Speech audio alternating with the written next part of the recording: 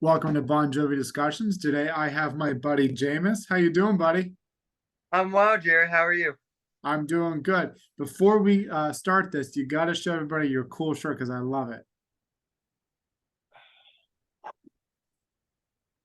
Look at, I love that band photo. It's such a cool photo. It perfectly encapsulates the band in the 1980s Dead or Alive era Mhm. and that just aura that and vibe they gave off to a T, especially Richie in the hat. I think it's so cool. Yeah, Richie rocks the hat, that's for sure. So anyway, before we get into our topic today, I want to know, how did you become a Bon Jovi fan? So for me, my introduction to Bon Jovi was when I was young. My dad grew up a Bon Jovi fan, so he started me on the New Jersey Slippery When Wet era, even though those two albums actually it's Slippery than New Jersey. Irregardless. Um, and I grew up in the 2000s, so right around the time that Crush came out was around the time I was born. It's My Life is a huge hit. Say It Isn't So is a huge hit. Have a Nice Day came out around when I was five-ish. So that was played a lot. The My mom grew up on country, so our compromises would often include like Bon Jovi's version of "Who Says You Can't Go Home with Jennifer Nettles," even though I'm not a big fan of her voice. Um, and late in the later years, my high school stuff like that, I didn't have the easiest childhood, so I've always struggled with mental health stuff like that. And when it was at its lowest, I really albums in the '90s really helped me out, especially these days. If that's what it takes these days, the title track, not the album too, but specifically the title track. And if as my guitar lies bleeding, my arms were like huge, huge and like helping me through one of the roughest periods of my life. So I look back on each era of the band fondly for different reasons, and each mean something to me in a major way, even if the timeline isn't exactly cohesive. Does that make sense? It makes absolute sense. And I tell you, buddy, same thing for me when I was a kid. I became a fan when I was 8 in 2000, right when It's My Life and Crush was coming out. And I tell you, just getting deep into music, as a child and teenager, especially as a teenager, I suffered through mental health, going through breakups and my dad's death, and even good times, their music was always right there. And there's songs that I really connected with too as a teenager, like Stick to Your Guns and Everybody's Broken and Welcome to Wherever You Are. Those songs kind of shaped me to I was believe. listening to "Welcome to Wherever You Are" earlier today in the car. It just came through my feed. Yeah, that song is a gem. So songs like that kind of helped me believe in myself and, make me confident in who I am and be proud of who I am. So, I definitely get what you mean when, how they helped you when you were a teen, because they did the same thing for me. And Especially for those albums. Like I feel like that album, it opens up with "Hey God" these yeah, days, and you immediately go into he's two paychecks away from living out on the street, homelessness, the death of a child. Like those are real taboo subjects that aren't normally covered that people go through and need help through. And that's the first song in the album, and then they go through that the entire album. Like the song that he wrote for the Gwyneth Paltrow movie, say that. the So the that's song that he wrote for the Gwyneth Paltrow movie. oh yeah, yeah. I can't think of the name off the top of my head, but that's one of my favorite songs in their entire catalog because you can feel the raw emotion of losing a significant other, um, and the imagery and the lyricism of the tarot card shark, draw your heart, find you somebody else. There's a poetry that's deeper that just hits the right chord to convey the message that isn't for it's in their other albums, but not as much. It's so much more introspective. Does that make sense? Oh, And for me, that's what connected with me at that age. it makes perfect sense. And I think that's the best thing about music is the lyrics. As John has said many times, when he writes a song, it's his song, but once he puts it out there, it becomes our song, our song, and sometimes we interpret those songs differently than how he felt when he wrote the song. It's Um, hard letting you go is the name. Sorry, I was gonna kick myself if I didn't think of it. oh, that's right. It's Hard Letting You Go, the Right.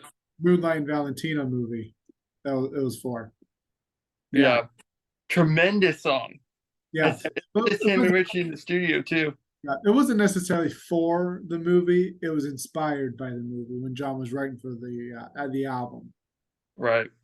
But that's Anyway, so let's dive in because today we are going to talk about this album, but not specifically this particular, not the original album.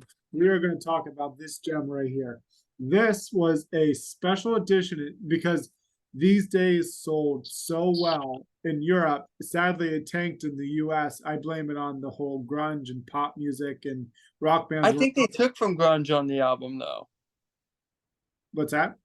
I think they took a lot from the grunge movement on the album though. Personally.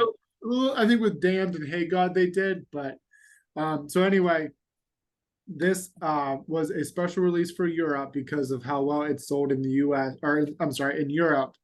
And so they released this in 1996, and it's a special edition 2 CD set, which, the photography alone, I just, looking at both covers, I love it. I love the orange and the blue, and then just the way that the band looks. I love the dichotomy of it too. I think that I love both for completely different reasons. I love the color palette on the original album, but I love the gloomy sense on the special edition. Yeah, I think this version, just like you said, I think this really sets the tone for the album. I really do. Because it's a dark album. Yeah, exactly. And it's funny because John says it's not a dark album. It's one of his most optimistic. But really, it took me a long time for me to realize. I think this album is more of a Misery Loves Company album. But let's find the light together. Like we're gonna get through this together. It's that kind of album. Like songs like "Lie to Me." That's about two people just struggling to get by, but with each other, they believe they'll make it through. For me, the song on the album that goes through that the most is probably If That's What It Takes. Yeah. Because the chorus goes, "Do I have to break down just to break through?" And then on the bridge, he goes, "So when you feel like jumping, just when your heart starts pumping, when you're standing on that ledge, I'll be there to talk you down. I'll be there for you at the ground." Mm-hmm. He's going through the struggles of this person, but from his perspective and how he's there to help her or them get through it. Yeah. And to me, that kind of fits with the narrative that you just said. That's even though it kind of has a more poppier sound than the rest of the album, it kind of is the quintessential song on the album. Yeah, I agree with you. And those lyrics that you just described, and then If That's What It Takes, is the perfect example of what I'm talking about with this album. I think means. And and before I dive into this special edition box set here, I want to say that I think these days is is truly probably their best work that they've ever done. As far as a music standpoint goes, the 90s was the band's peak. And I agree with that, actually. And these days was the top of that peak for them. Musically, vocally, songwriting wise, it's just the whole everything about them was perfect. The way that they played together, and I don't know if I mentioned John's vocals as well was just beyond this world. That note he hits on Something to Believe in. Something to Believe in, If That's What It Takes, Hearts Breaking Even, Hey God, These Days, This Ain't a Love Song. There's a lot of high notes on this album. Then you get songs like It's Hard Letting You Go, where it's very smooth and very his best vocal on the album, I would have to say, is My Guitar, though. Yeah. Because he jumps from an A2 to A4 range to a D3 to a G4 to a C5. Now he hit the C6 and Something to Believe in, which is the highest known in the album. But that range and to do it seamlessly the way he does, is not done very often in very many songs. Exactly. Well, let me get into the box set here real quick. So we're gonna unbox it a little bit here. So this was a 2 CD set. So it has the original album. Now overseas, they always had All I Want Is Everything, or at least Bitter Wine, depending on which edition you had. On the standard US version, we only got up to Diamond Ring. So on this box that you have the standard album, and you have All I Want Is Everything and Bitter Wine, which we'll talk about those two songs here in a second. But the real gem of this box set is the bonus CD, and we get songs like Fields of Fire, I Thank You, Mrs. Robinson, Let's Make It Baby, Demo. And then we get I Don't Like Mondays cover, which was later on in One Wild Night CD. I don't like Mondays either. And then yeah, and then cover of Crazy that Tika sings, Tumbling Dice cover that David sings, and then Heaven Help Us, which is a cover that Richie sings. So that was kind of cool. We'll get into that here in a second. But now that we unbox it, we open it up, and we get this really, which I love this photo too, because I think it also has that gloomy feel, like you said, and it brings the style of the album. And then so you have both discs. You have the original, and then you have the bonus disc. And then this is let me look here real quick. Just some credits and stuff like that here, right there. And then you have the original booklet with the original album cover, right there. So, and That's nice. yeah. So this is a real cool gem. It was more of a thank you to the European fans. For all the success that this album gave. It's crazy how successful and huge this album was overseas. I was just in Europe, and I was not expecting for them. There were two bands that were everywhere, no matter which country I went to, and they were one of them. There were what? There were two bands. I ended up going to England, Ireland, Italy, France, and Vienna this summer. Okay. There were two bands that were everywhere in every country, and Bon Jovi was one of them. I was not expecting them to be that much of a cultural phenomenon. Yeah, in Europe. Yeah, that's awesome. That's really cool. And they are huge. They are huge in Europe. A lot of the fans, Bon Jovi fans that I talk to online, are from Europe. There's a lot of them, so that's cool. Yeah. Well, let's dig into this. So, obviously we're not going to talk about, at the end we can talk about some of the songs on the original album, but let's get into the deep stuff. Let's start talking about Bitter Wine, which was in the States a bonus track. And I love Bitter Wine. I love that piano and guitar intro. Any intro done by David is always going to be great. Yeah. From what I've gathered. And I think it's a great way to end the album too. Like I don't know. I was always kind of bitter, pun intended, about Diamond Ring being the album closer. I think it was too.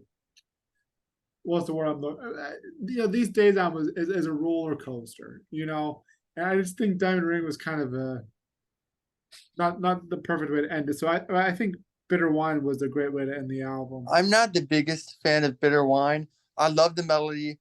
I love Richie's acoustic. It's just not my favorite. Yeah. But I have to agree that it would be a much better album finisher than Diamond Ring. I've grown a little bit more appreciative of Diamond Ring and recently. It comes across as a very Leonard Cohen style poem put to music. But at the same time, it still comes across as too much filler, and it just kind of sounds incomplete. Does that make sense? Yeah, I agree with you on that. I always thought that there could have been more to it, which is why I think it was an outtake from the standard album in the States. I don't think it was completely finished. In a way, it feels like a demo still, but I enjoy it for what it is. And I really like John's vocals, especially before the chorus. And I like that line. I thought I saw my future, but the fortune teller lies. I love that line. That entire album is full of just chock full of lyricism. I don't know the song as well off the top of my head as others, so just lyrics off the top of my head probably isn't my thing for this one. Yeah. But the melody is great. I like the way the piano complements Richie's acoustic. I like that it's an acoustic sound. I don't think they do that enough as a band. And I think when they do it very well. Yeah, I agree with you. Uh, So it's a fun little track.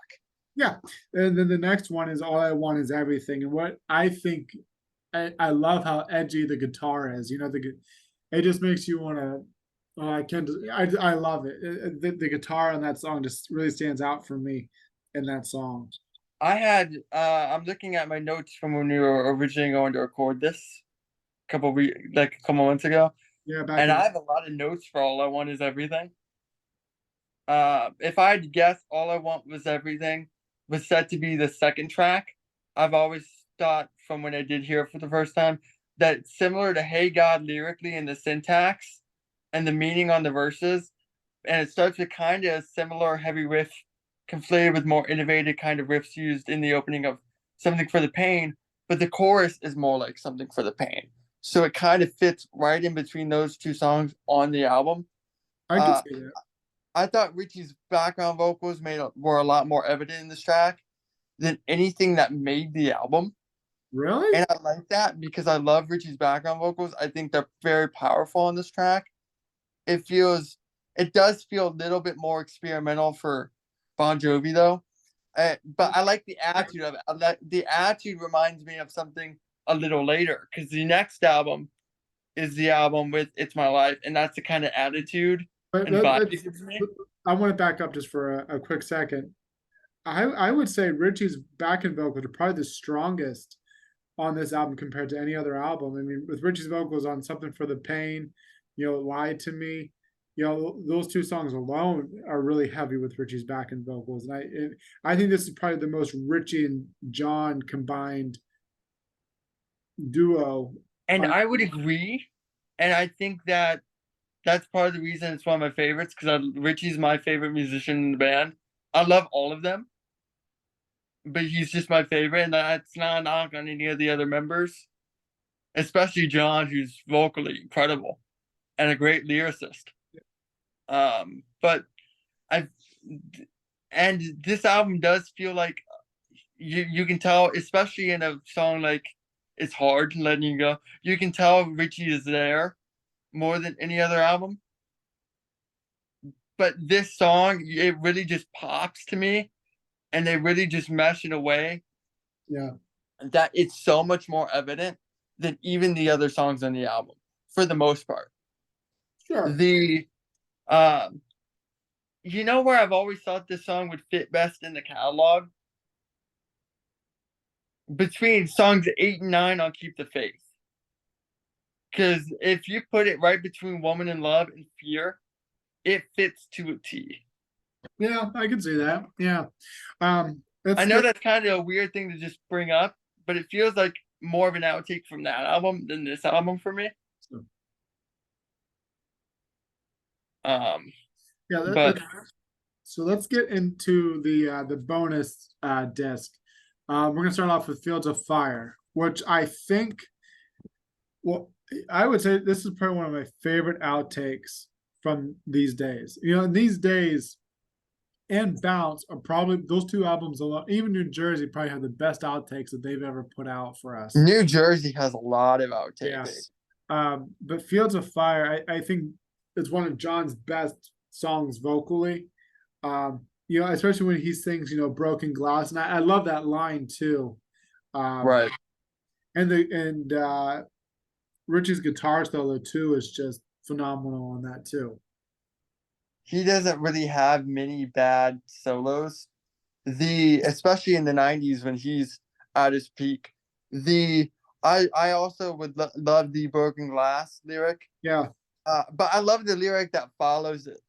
Just to swim in your sea of devotion.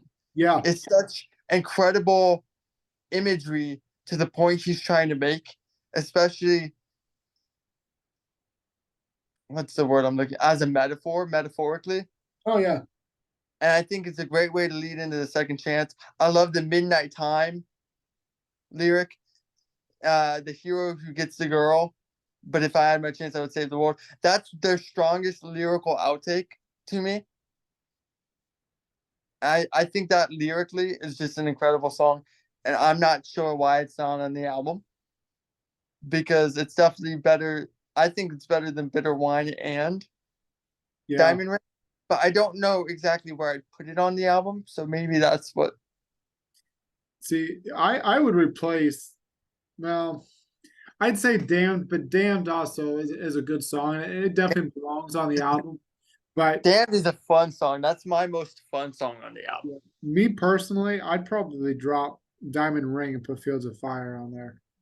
I But dropped Diamond Ring for most of the outtakes. yeah, see, you and me, we're a very, very minute club because most people love Diamond Ring. Me, I'm not crazy about it. It's I okay. think something incredibly sweet and wholesome about Diamond Ring that I can see the appeal, but Yeah. at the same time, it feels more like a poem than a song, Yeah. and that makes it feel incomplete and makes it come across filler no matter how good the chorus is. Exactly. And it doesn't fit the rest of the album, you know? Right.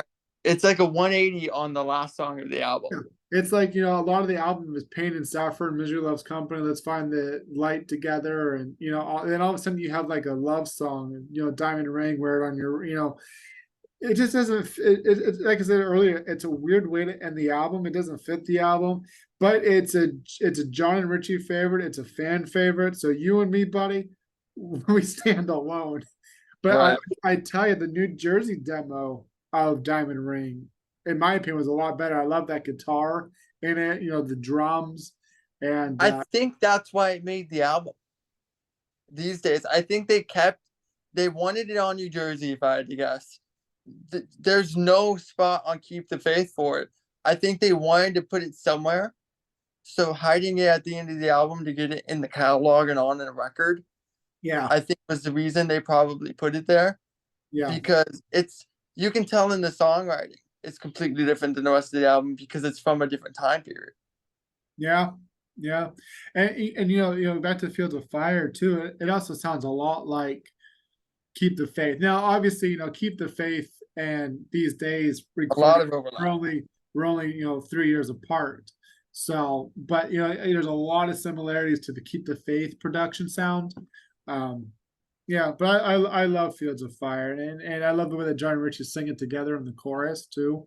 I just think the song's a real gem. It's poetry. If I close my eyes, it'll go away. And I don't want to see it in this way.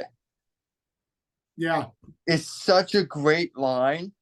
And there's the entire lyrics I'm outside the chorus is just hidden with the line that tugs on the heart one after another. And it's a tremendous song. absolutely. Let's go to the next one, buddy. It's called "I Thank You," and I think I lost you. You still there? Yeah, I'm here. I just don't see. It just says your name for Hold some. on. I'm sorry. No, that's okay, buddy. Don't be sorry. There you The go. That's a Um, Sam David cover, isn't it? what? That's a cover of a old 60s song. Yeah. Um, you're right. But I really like the way that John started. You didn't have to do, but you did, but you did. Yeah, Yeah, and then that's an all of a old sudden R&B. and all of a sudden you get that gospel sound of you get these ladies in the background, gospel like church like singing in the background. Which I think is really cool. You don't really expect that from a Bon Jovi song or cover, and so I thought that was kind of neat to have to listen to. Yeah, I like that they did that with these bonus tracks. I think the album speaks for itself. And I think if somebody is buying a bonus special edition with a bunch of bonus tracks, they're probably big enough Bon Jovi fans if they're buying the special edition and paying more for that anyway.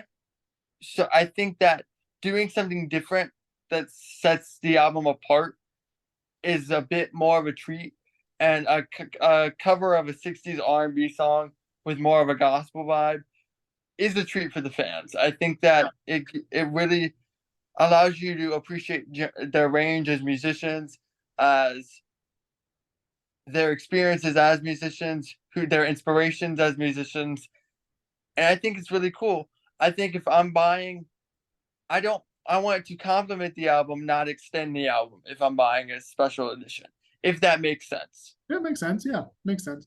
Um, yeah, I think I Thank You was kind of like a little experiment to see how different, because this is definitely a lot different than what the band has ever done at this time and period. Or And, anything. another thing that I really like when I listen to this song is the bass line. If you listen to the bass solely, it's so it has that funky to it, but also that rock vibe, if that makes any sense. Probably doesn't make any sense, but it makes What sense. they do great with covers, and they're a great cover band, which I'm never called Bon Jovi a cover band because they're not. But when they do covers, They're the they're best at them. they make it their own. Yeah.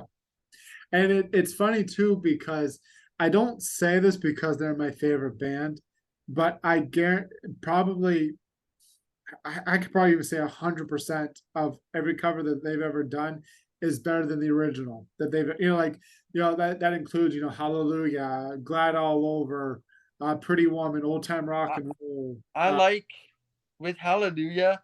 I feel like Leonard Cohen. He's one of my favorite poets, so I love Leonard Cohen.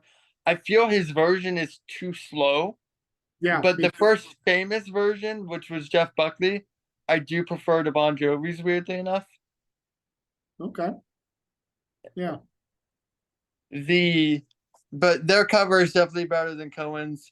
Um, I like their version of "Boys Are Back in Town" a lot better. That's on the special edition of New Jersey. yep. Yeah, it's on some singles too for through the years, like especially some '90s singles. Yeah, um, and yeah, but yeah, and that's another treat that we got on this box is like everybody, and we'll go over some of the songs here momentarily. But every band member has a cover here. Obviously, the band is doing the song, but each band member gets a chance to sing a song. Right. Kind of cool because we don't see that again until the 2004 box set. And But I'm gonna hit on that with one of these songs. yeah, The My question is, are these the songs that the performers sometimes sing in concerts to give John kind of a vocal break, like halfway through the set? yeah. I've thought that too, especially when Richie is done, I'll be there for you. Because that's at least a 7-8 minute break for John. That gives him time to change, rest his vocals, and And I like Richie's version of that song better than the current yeah, live version of the song. But a yeah. lot of that has to do with John's vocals being a bit not. We're not gonna get into that. He's still a very good musician. Yeah, So to fans that like the yeah, music, so do I. yeah. But But anyway, another thing I think is great about the covers though is that it gives each band member a chance to shine because one of the downfalls about Bon Jovi as a whole, as an entity, is that everyone solely focuses on John. And obviously Bon Jovi is John's namesake, and at the end of the day, it's John's band, blah blah blah. But and I think this is where John was saying, it's not all about me, it's also about the band. And he gives the band a chance to shine, because as you can tell with Crazy and Tumbling Dice and all the stuff that Rich has covered, they're great musicians. They're not just keyboard players and drum. Like they have good vocals and they have a real musical talent. the for me, I've always said Richie Sambora is the best musician of the group, and I stick by that. If you the 11th anniversary of his most recent album, not including the RSO stuff, just came out. Listen to a song like "Every Road Leads Home to You," and then go back to his '91 album during their hiatus with Bad uh, Medicine, I'll Be There For You was phenomenal Father Time. all the Like time. he's a tremendous vocalist. He's a tremendous lyricist, even though he only did the sheet music for Bon Jovi, not the lyrics. And I think he's a very underrated musician, and the amount he can do, whether that be a variety of instruments, a tremendous vocal range. The issue is John always needed to be the front man, and Yeah, John's the right front man because John's a great vocalist, but yeah. he's just a better performer in terms of controlling the crowd. He's charismatic. People want to see a Bon Jovi, and that's a big aspect of a band people don't realize. But that goes back to the best front man isn't always the best musician. And I feel like it's great that he gave Richie his chance to shine. David is a very underrated music theory Yeah. musician, and the way he composes. He's Yeah, a movie composer. Like sure, he understands how to get everything out of each note with a keyboard better than most keyboard players you'll find. sure. And He's that, a tremendous musician, and he was a great vocalist too. He's the background vocals on the first two albums, give it and a couple of songs, mhm, uh, that- he's done and backing they vocals. sound great. Yeah. Let's stay on track though with this because of timing and stuff. Let's stay on track with this, okay? The We'll talk about that another time. But let's get into Mrs. Robinson, which was a really cool one of my cover. and I think this kind of was like what you were just talking about earlier. How well John and Richie come together. This kind of gives me a Beatles-esque vibe. The way that it's kind of like a broken down acoustic, and it's just pretty much John and Richie on this track. And I love the way, and then they sing the what oh thing. And then Richie's also phenomenal on the guitar in this song, I think. What I like about this is pretty much what you just said with this cover. I don't necessarily know Beatles is the right comparison, but I I get where you're coming from. For me, I Especially think since, it's a Beatles-esque vibe. especially since I've always gotten a very 1960s vibe from it too, which is the same era as the Beatles, Sure. and also the era the song came out. So I think they were very delicate with the source material and did the song justice and found a way to make it their own while not taking away from what made the song a timeless classic in the first place. Sure. And I really like that about that cover. I Yeah. don't have much to say about the cover, but I've always appreciated that. Yeah, I'm with you too, buddy. I love it. I think it's a real gem. I just don't have too much to say. It's one of those songs I just enjoy, and I think it's a great John and Richie song. With two guitars and they're just playing this. That's a great song. Uh, let's get to the next one. Let's make it baby. Um, I have there's only 3-4 Bon Jovi songs I don't like. I don't like it. See, I think we're two long lost brothers, man, because not only do we agree on Time and Ring, we also agree with Let's Make It Baby. But it's funny because right before we did our chat, I kind of just brushed up on the song because I don't listen to it often. Right. And it's kind of like Whole Lotta Leaving, where 90% I hate the song, 10% I like it. I think I'm kind of like that with Let's Make It Baby because there are a few good things about this song. Like John's vocals, his scream in the chorus, how he just, the verses are kind of mellowsome, and but then it starts to get a little higher and more in your face, and all of a sudden the chorus he just starts, let's make it, and then he just screams, and I love that. I also love. It's funny that we talk about how we don't like Diamond Ring that much, or Let's Make a Baby. The verse during the verses, the guitar sounds a lot like the Diamond Ring verses. Right. If you listen to them back and back and just break down to the guitar riffs and chords in the verses, they're almost identical. They sound identical. For that song as an outtake, I'm glad it's an outtake because it just doesn't fit their catalog. It's a very I realized Bon Jovi came up as a very 1980s glam metal, hair metal band. But this just screams 80s mediocre hair metal to me.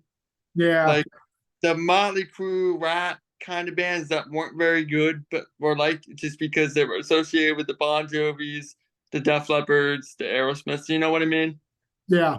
Yeah. Like it doesn't do it for me.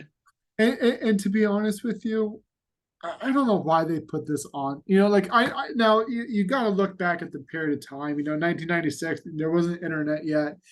This was on a couple of singles, if I recall correctly, but I just don't know why they put it on. For me, I really think they should put on another These Days outtake on this. Like even like Wedding Day would have been perfect on this. Right.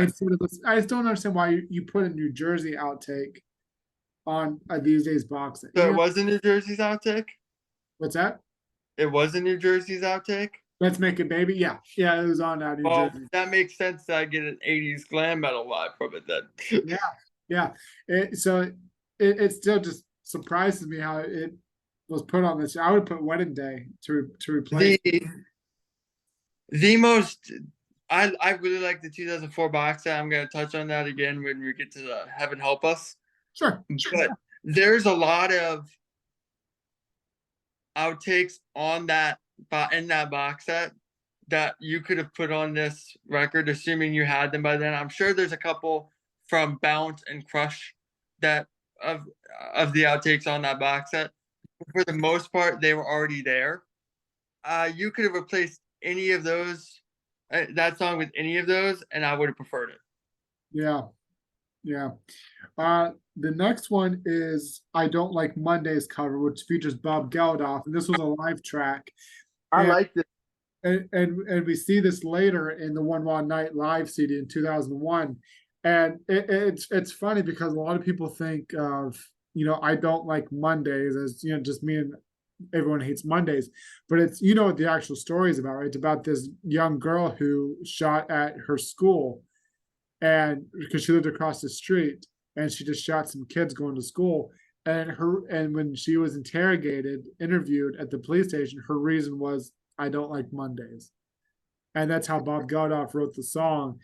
And this is like one of the best duet covers that John has done with anybody.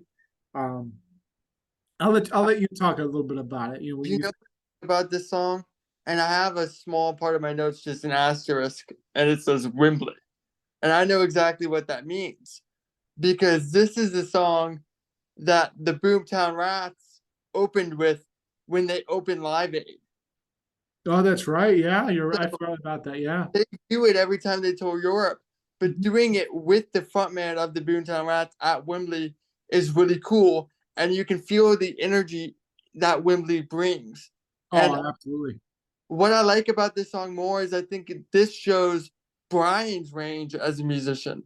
It's a very new wave kind of song, which puts a lot more emphasis on experimental keys as a genre. The new wave genre was very piano heavy. So John singing a cappella is great, and it complements Goodall's voice. But the one that really sticks out to me in the band is David. Yeah, I love the way that he plays piano on this, especially at the end of it when Bob Geldof is kind of doing the outro vocally, you hear David slowing down. I love that part. Absolutely. And then to kind of hit off what you just said too, the instrumental solo. I also like the way that that John sings. I shot him down, all down, down. The way that he screams that. That's my favorite part of the song. And then you get into that. It's not necessarily a guitar solo. It's more of just an instrumental solo where David kind of shines. This is all it needs to be. Exactly. Sometimes less is more. Exactly. And there's some songs, and this is the perfect example, where you don't need a guitar solo. Sometimes it's nice to have like a keyboard solo or drums, something like that. Right. Was there anything else you wanted to say about Mondays? No, I think I covered it. I really like that. I've always liked that whenever they play a stadium like that in Europe, they use the Live Aid, that song that opened Live Aid. I think that's really cool. I think it's a nice homage to Yes. the past of music Yeah, and such a big event. absolutely. Let's get into the next one. And this one is this is a treat for the diehards, I think, for this box set. The cover of Crazy, and it's a live track, and John introduces Tico, and just said, he says, Tico who steals the show, and his little homage to Tico, and this kind of like proves where I was saying earlier about how John tries to give the rest of the band members a chance to shine and show off their talent. And so Tico sings this song. And when you listen to this song, looking at Tico and listening to the vocals, I don't know about you, buddy, but it just doesn't match up. And I love Tico as a singer. There's a reason he doesn't sing, but it's kind of cool to listen to hear him sing. It just doesn't seem like Tico, you kind of, I don't know, if you listen to him talk and listen to him sing, they're like two different things. Yeah, I'm not a big fan of this one, Okay. but I like the original song. I'm just not a fan of this version with Tico No. on the vocals. It just doesn't do anything for me. Yeah. Well, and the thing about this bonus CD though, it's a thank you to No, the I like that they gave yeah. Tico a chance to Yeah. sing a little bit. I like that they gave fans a chance to hear and appreciate him. And I think Tico's great. It's just not everything's going to be my cup of tea, and that's okay. It's somebody else's cup of tea, and that's what's important. This CD is just for fun, just to give a little treat to the fans. That's pretty much all it is. Especially for us diehards, like stuff like Monday's Crazy, Tumbling Dice, Heaven Help Us. That's for the real diehards who love those live tracks. Because if you go to a Bon Jovi show and you see David singing or Tico singing or Richie singing or seeing the band do a deep cut, it's mostly the diehards really enjoying it. But Because everybody, they're always going to have to play the "You Give Love a Bad Name" yeah, or yep, "Living on a Prayer" because that's what people go to their concerts for. They're not my favorite tracks by any means, but that's what people pay to see, and that's okay. But it's always nice to give a treat and a reward back to those who are still buying the records. yep, And well, not exactly. 23 because I haven't released one, who are still buying records in 2020 when you cut 2020, especially Exactly. during a time of Yep. that time period. Like if you're buying a record, you're a true fan. Those people should be rewarded, and I like that they always try and give back Yeah, and and, appreciate and, the, bar. and the and the singles are proof of that. The singles always had a live track or a demo or an outtake. But let's get into the next one. This one is actually probably besides Fields of Fire, probably my other favorite track, Tumbling Dice, which is I think by the Rolling Stones, right? Yeah, Probably. yeah, the Rolling Stones did this, and I love the way I always say David deserves a chance to sing at every show, whether it's Tumbling Dice or In These Arms or whatever. But I love the way that David sings this, and the way that he plays the keys. I mean, he just when you listen to it, you just like David just owns it. He owns this stage, he owns this song, and he just it's very confident like, and it's just amazing. The sorry, I Oh think no, with I'm not. David, I think he's the most underrated performer in the group Yeah. because he's on the. If you put David Bryan in front of any audience, he captivates that audience. Oh, And I absolutely. think that's a big part of being a band that people don't realize is the entire band are performers too, not just the front man. Mhm. And he's very underrated at that aspect of being a band. And I think this song is proof of that. Yeah, absolutely. I agree with you. And it goes back to me saying, that the band members get a chance to shine and really show off their talent because I guarantee like the general fans, they see David saying, they go, oh my god, he's fantastic. He's not just a keyboard player. And I use that term loosely because just is not a fair word because David is obviously incredible, but he's also an incredible musician. If you listen to his Right. musicals, his vocals, phenomenal. But I I just think love this cover, and I wish he would do it more. I think that with musicians in general, oftentimes there's a lot of bands. There's not really been one from Bon Jovi, but you can look back at other bands and go, okay, Genesis. Oh, their drummer can sing. Like most bands, if you're in a band that's a top elite level band in the world for as long as a Bon Jovi has been, all of your guys that have been there since day one are tremendous musicians who can do most things Right. because you're a sponge at that point. You pick it up. The amount of talent that goes into being a musician. It goes beyond just the instrument that you play, and I feel like that oftentimes gets lost in translation. Does that Yeah. make sense? No, yeah, I agree with you. It makes perfect sense. Let's get into the last one. Unless you had anything else you wanted to say about Tumbling Dice. No, I'm good on that one. Okay. Heaven help us. Honestly, I love it. I kind of wish they would have put a different Richie cover on there, but other than that, I still like it. It's nice to hear Richie do a cover too. I just This is my would have picked. favorite. What's that? This is my favorite. Okay, I'll let you talk about it then. So, the first time I heard Richie sing was actually the 2004 box set with If I Can't Have Your Love. And I remember, like, as a frontman, this was before I heard any of his solo stuff or the RSO stuff. And I remember thinking to myself, why don't they let them sing more? And I Mhm. went down a rabbit hole and I found this was one of the first things I found because of the other song. And it hit me just how soulful Richie's vocals are when the first time I heard. Like, for me, he's John's a great vocalist, and he's a great rock vocalist. He's a great hard rock vocalist, but Richie's a very soulful vocalist.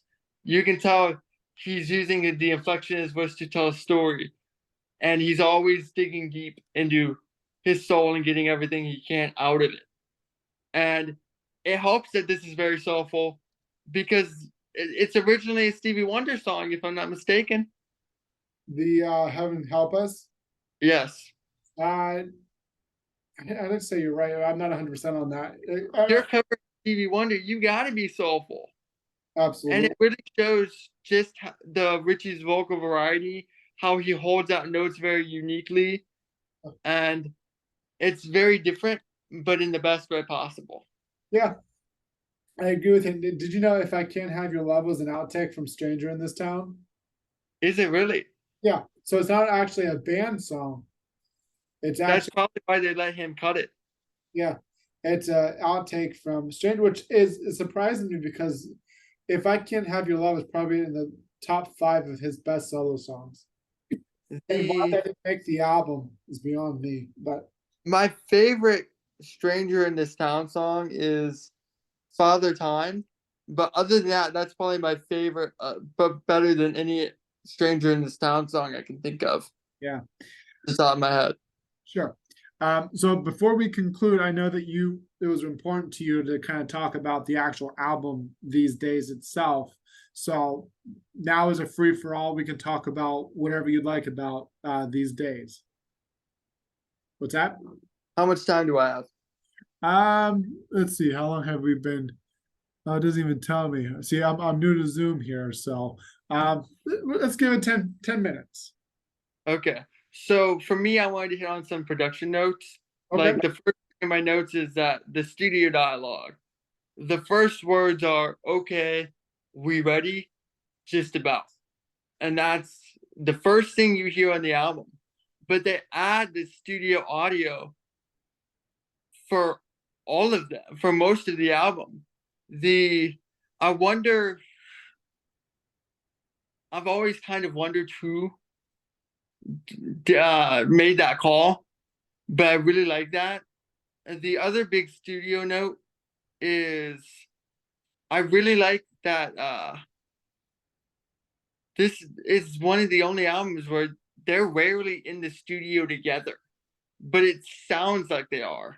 Like John and Richie would do the studio stuff, and then they add in the other stuff later, from my understanding, and that's really interesting. This Yeah. is the first album that cites Hugh McDonald in the production bubble, and that's very important because he was already an integral part of the band. Uh, Even though Alec John Such was the one touring, so good for Hugh McDonald to finally start getting some credit Well, in right.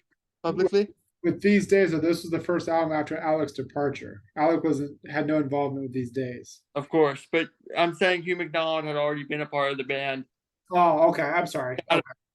and he just didn't never really got any love for it. So I'm glad that he was starting to get credit. The what I found interesting note also is during another note that during COVID, John put out a video on each record, and I actually really like that. He cited These Days in the video as his favorite, and I always thought that was interesting. But I wanted to hit his vocals because I kind of touched on the as my guitar vocals earlier, but I remember a couple years ago I was dating this girl, okay, and we were in a group chat and we were talking about best male vocalists, and she brought up, I'm not even gonna say the name, but somebody from the 2000s emo punk scene that I think is the most overrated vocalist of all time. Tell And me I who went, it is. The guy from Brendan Urie from Mike and now from Panic Oh, at the Disco. Panic. Oh God. Panic at the I, we're brothers from another mother, man. I can't stand him either. the And I love Taylor Swift, but when she did that Me song with him, I'm like, oh no, Taylor, don't. I can't stand his voice either. But the that's a different discussion when we're not recording. so she's like Brendan Urie is better than any vocalist you can give me. I went John Bon Jovi. I just kind of said it in passing. Yeah. I don't think John Bon Jovi is the best vocalist I've ever heard, but I love his vocals. And she's like, yeah, but John couldn't hit a C6.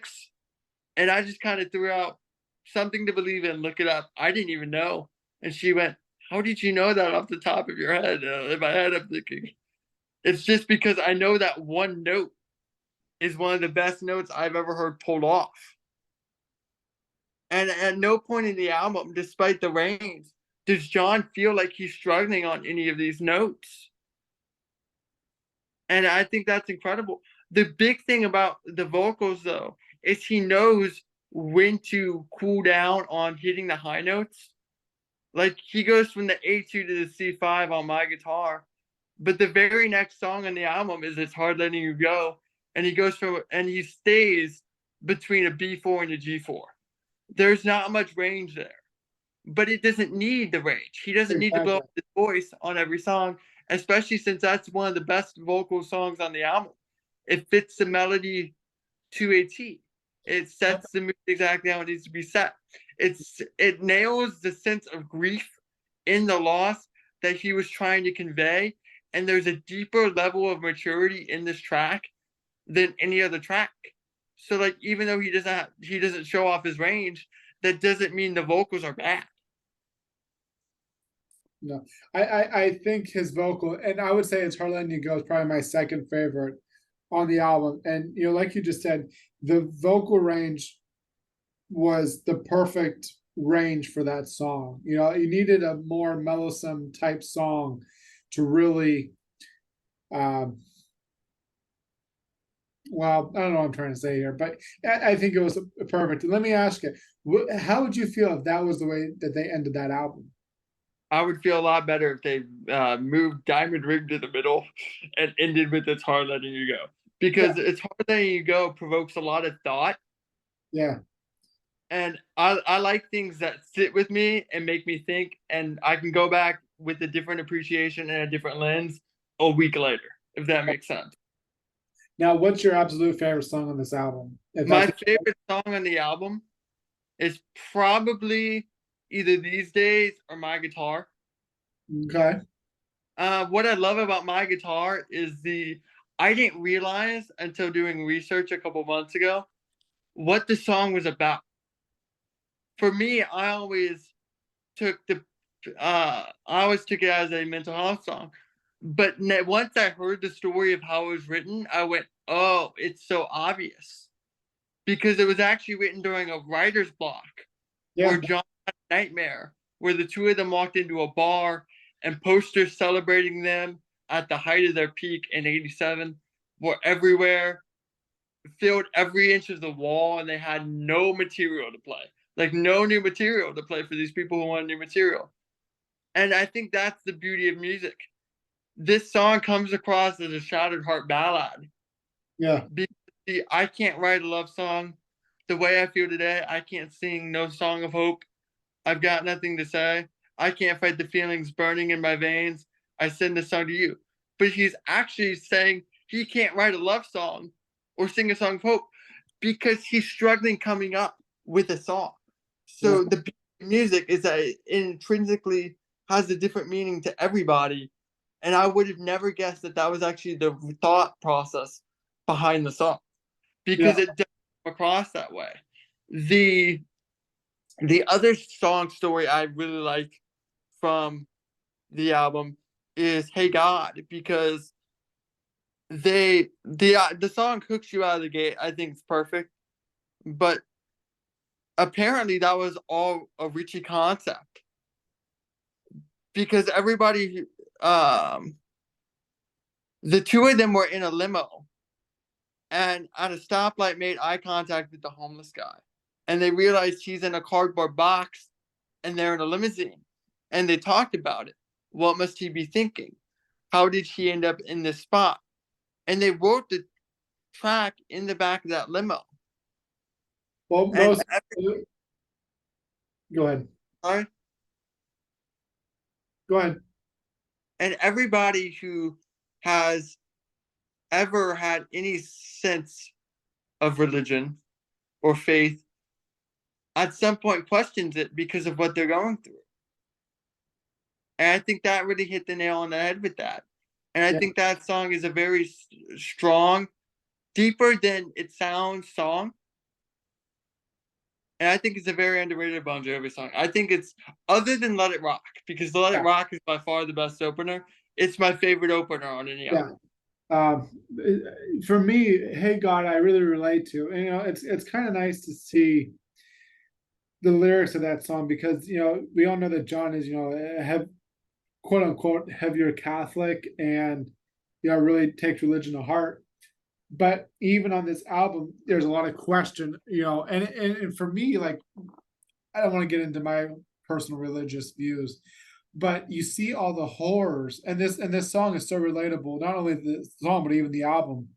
But the song is so relatable even to this day because you see all the horrors in the world, and you're like, if God was real and loves us unconditionally and looks out for us, why is all this bad stuff happen? Why do some people have a terrible life while others have a better life?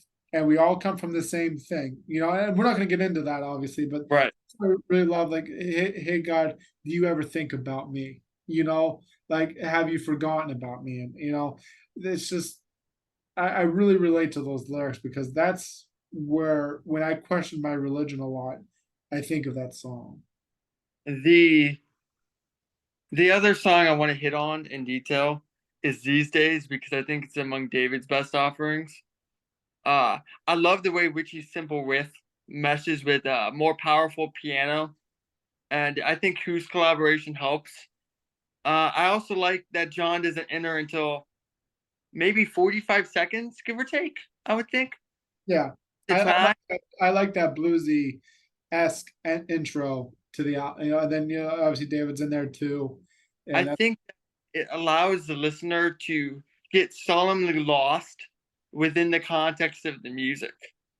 I think Richie keeps his guitar present, but understated every time John's singing, and the riff is hauntingly mind melting.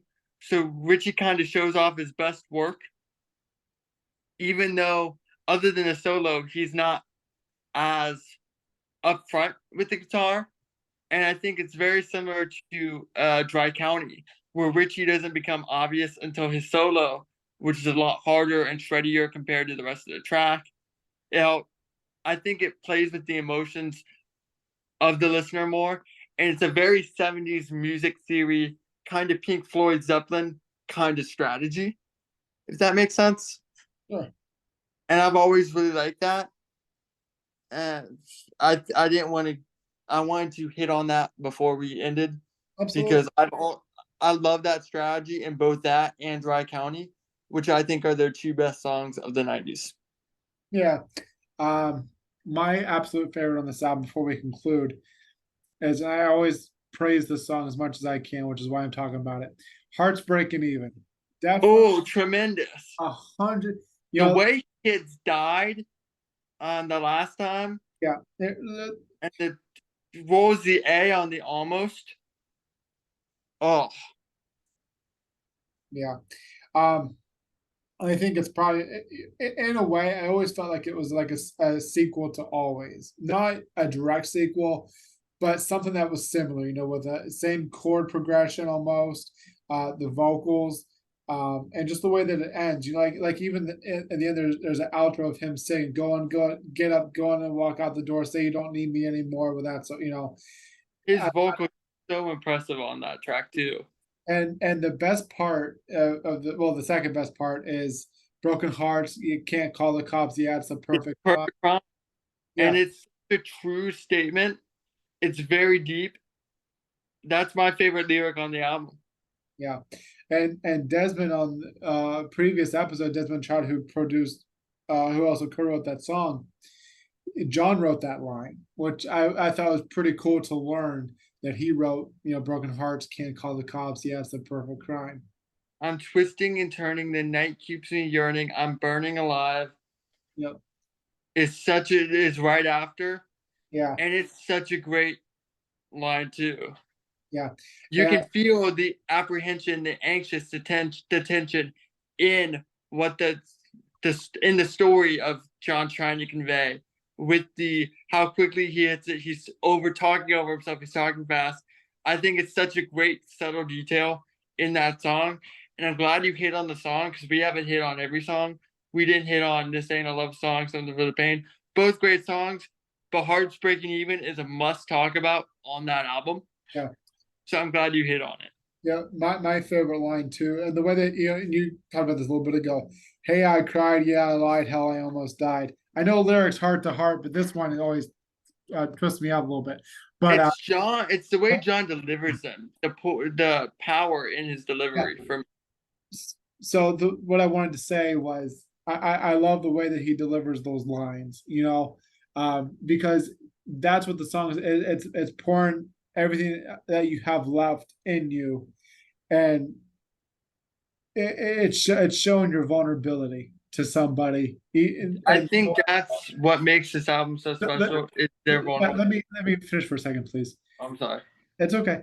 And what what it's about for me is it's showing your vulnerability in a relationship and knowing that you've done everything you can in a relationship and there's nothing else that you can do and you've shown everything that you are to that person. And then the whole hearts breaking even line is essentially what it is.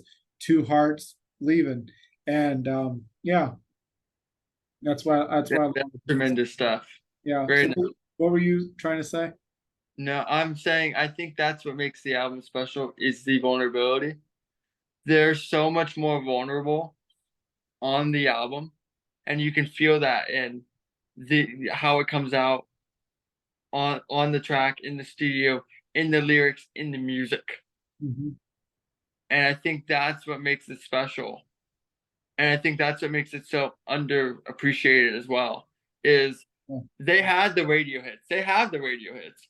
They had the radio hits in the 90s. Always was their most commercially successful upon release. I Yeah. believe song of any in their catalog.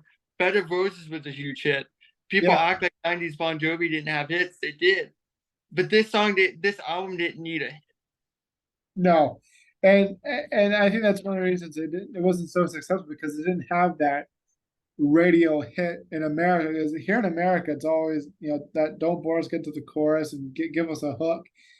This album didn't have that. This album, you had to be really interested and really into it to really grasp the songs and everything. You know what I mean? I do. It's an artist album. Yeah, exactly. European fans, which I think are, well, I'm not getting into that. Europeans appreciate the art of music a lot more than Americans. Exactly. I'm not going to get into it, but I will say that. European fans really dive in to music. They're not into the commercial radio success of what's popular. They actually get into an album as opposed to Americans. And I'm an American, but I'm Me different. too. But yeah. And but America just listens to what's on the radio, what's popular, what's trending. And 9 times out of 10, when people listen to Bon Jovi in America, they're not listening to this album. And if they are, it's not the deep stuff like Hearts Breaking Even or Hard Letting You Go. If that's what it's going to be probably these days. And This Ain't a Love Song. Which But both are really good songs. Like, yeah, it's not a bad thing to listen to those. It's just there's so much more to dive into. yeah, exactly. But it's Something for the Pain was a really fun song too because the lyrics touch on a real deep emotional level, but at the same time, it's also a fun sing along song. The for something to the pain, for the pain that it's one of my favorites in their catalog too. Uh, John actually rewrote that a lot, but like it reminds me of a much deeper in its tempo version of Blame It on the Love, but I love the line, "Loneliness has found a home in me. My suitcase and guitar are my only family. I've tried to need someone like they needed me, but I opened up my heart and all I did was bleed." Yeah, That's just such a great stanza. yeah, That's poetry right there. yeah. And I also love that's my favorite line too. I also love the way that Richie does the backing vocals, or not backing the lead vocals on the bridge. Of course. So that song is a real, and that song gets a lot of hate for some reason out of the whole album. That's probably like the least liked song, which is weird. It's Know, top five. just from my experience of talking to a lot of other fans, um, but I love it. Trying to think if there's any other songs that we should talk about. Something to believe in. That's a real gem too. Because it kind of ties in with Hey God. Like having nothing to believe in, you need something, whether it's People, in or my experience with whether that, it's a person, religion, or just having something to get you through these dark times. I think that's the tone of the album the is the darkness of the tunnel and finding the light. there's a movement between a certain category of the fan base that hates that song because they think it's anti-religion, but I don't think it's anti-religion at all. I No, think it's a really relatable questioning of everything when you don't have faith. And it's not saying faith is bad. It's saying that a lot of people don't have faith and are looking for something to have faith in. And I think there's a distinct difference. yeah, I completely agree with you. There's definitely a Hagar on something to believe in. They're definitely not anti-religion. I think they're more of in question of their religion, if anything, and it's questioned why there's so many bad things happening when there's something so good like God, and just tying those two together, that makes sense. Of course. So, but was there anything else that you wanted to say I about? think we covered most of the bases, and I know we gone over on what you normally like your time being, so I appreciate. No, yeah, you're fine. We're a little over an hour. That's okay. I don't mind. Anyway, let me end the recording here, and but before don't hang up. But Of I'm just course. gonna. But thank you again, buddy, for coming on. I know we tried back in May, and there's just connection was bad, On both ends. No, don't worry about it, man. and I've been waiting since May to talk about this with you, and I'm glad that we got the chance to sit here together and talk, and I think my biggest takeaway is that I no longer stand alone on thinking Diamond Ring should have been an outtake. Let's Make It Baby is almost terrible. And what was the other thing that we really um, But the Panic at the Disco guy, we both don't Panic like. at the Disco? So maybe we're brothers from another mother because nobody else would agree with us there. So you and me, we stand alone. So when someone thinks I'm nuts for saying Let's Make It Baby is terrible, I can say, well, you know what? Jameis has my back on this, and he thinks it's terrible too. I don't think it's terrible. It's just not as good as everything else. Yeah, I don't know. It's like Whole Lot of Leaving. It's I don't Oh, know. you don't like that song? That's on Lost Highway, right? I can't stand Whole Lot of Leaving. Let's Make It Baby. Let's Make It Baby. I probably wouldn't put on my I hate list. The songs I don't like: Whole Lot of Leaving, All Hail the King, and Temptation. And believe it or not, Wanted Dead or Alive is almost on that list. Ooh, I'm wearing a Wanted Dead or Alive I T-shirt. know. I'm about to break your heart here. Uh, The the the radio has killed three of the four. There were four singles from Slippery, right? Not five. say that again. There were only four singles from Slippery, not five, correct? Yes and no. Wild in the Streets was a video single. Uh, but But for radio singles, yeah, radio single was only four: Prayer, Bad Name, Wanted, and Never Say Goodbye. the radio has killed three of those songs for me, and Wanted Dead or Alive is the only one it hasn't killed for me. Yeah, I don't know. I don't see the hype. Now I love the This Love Feels Right version. I think it's so much better. But to me, like I don't hate the song. I don't dislike the song. There's just There's something so that I don't bad. care about. And I don't know, I just think it's overrated. I just don't see the appeal with it. The it's not my favorite of their radio stuff, much less their catalog. My favorite of their radio stuff is probably Always. Yeah, But and I much prefer the album version to the radio version of Dead or Alive. But that song is inherently just cool. Like it's the outlaw vibe. I love it. I yeah. think I get I don't want to say chills because I don't get literal chills, but figuratively, there's something about that opening and the build up that just is so awesome. And it's probably my favorite of the Slippery New Jersey singles, for sure.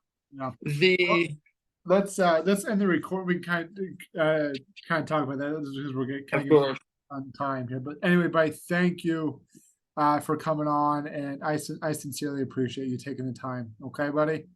absolutely. Anytime you want me on, All right, let me end the recording here. Thanks again, buddy. sir.